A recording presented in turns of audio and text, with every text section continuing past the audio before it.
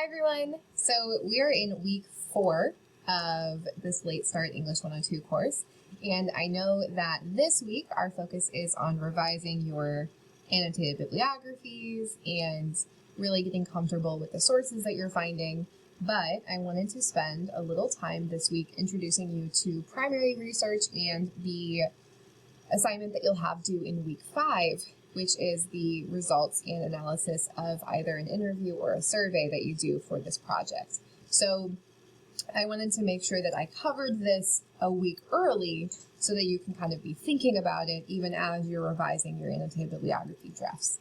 So the idea of primary research and why it's important is that it gives us another angle to look at these social issues from. So your annotated bibliography should have 3 sources that are secondary. So this is research that other people have done, and then you are sort of analyzing theirs. And then one that is primary, which is self-conducted. It's something that you are actually going out as a researcher and looking at. But what's great about both and having a mix of both is that it gives sort of this dynamic view of your social issue. So we've got 2 options for this course. You can do either an interview or a survey. And I do want to be clear that you need to interview only one person. And for a survey, I would say you'd probably want maybe 10 different people just to give you kind of a sample size. But I recognize that this is a introductory research course, so they're going to be maybe less formal than you might encounter in a graduate level research project. So when you're thinking about which option works, I want you to think about your topic. Do you have access to someone who is affected by the social issue that you're working with, or someone that maybe has a job working within that field?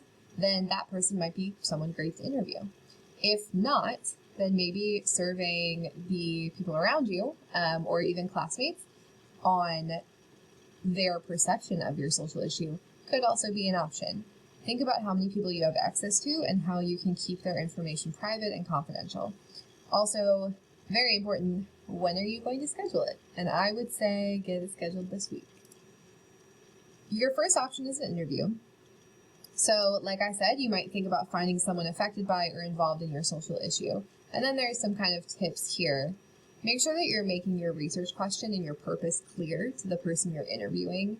You might want a checklist or some questions that you're going to ask during the interview. You might even show those to the person you're interviewing just so they can kind of mentally prepare.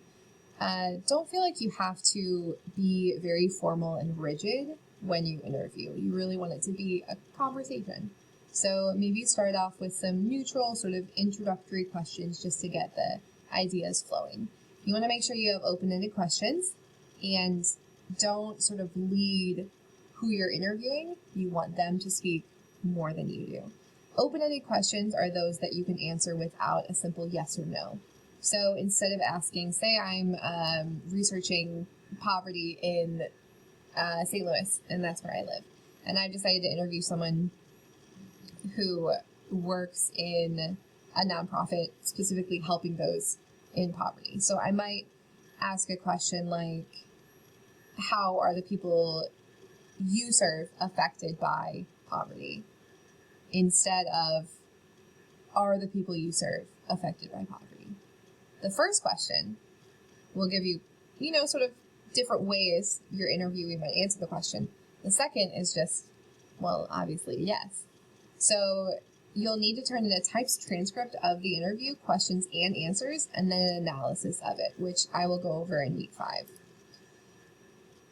Second option, a survey. So some of you may be familiar with sites like Google Forms or SurveyMonkey. They're both free and you can use them.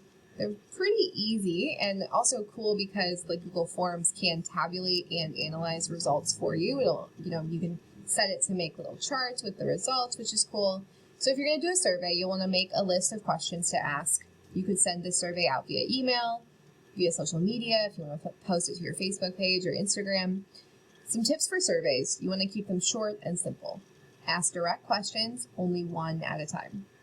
Again, you don't want to ask leading or biased questions. Maybe test out your survey first, send it to me, and I'll see what it looks like. Make sure that you're also not asking yes or no questions. So the types of questions you're asking in an interview or a survey are going to be similar, but remember, if you're doing a survey, you want to keep it short. An interview, you might go a little longer than it would take a survey, but I would say maybe 10-minute interview, and your survey should take 5. So I don't want you guys to overcomplicate the primary research, but I do want you to be at least exposed to the idea of using primary research in these projects. After you've completed your primary source data collection, you sent out the survey and gotten responses, you've done your interview, you've got your transcript. Now what you're going to do is analyze those results. You're going to ask yourself, how did these responses to my questions help me answer my research questions? Is there anything new or interesting, challenging, or something I wasn't expecting from this survey or this interview? And then, do you notice any bias in your questions or in your answers? Looking back over your survey, do you notice that maybe this one question you could have phrased better? What does that teach you about this process?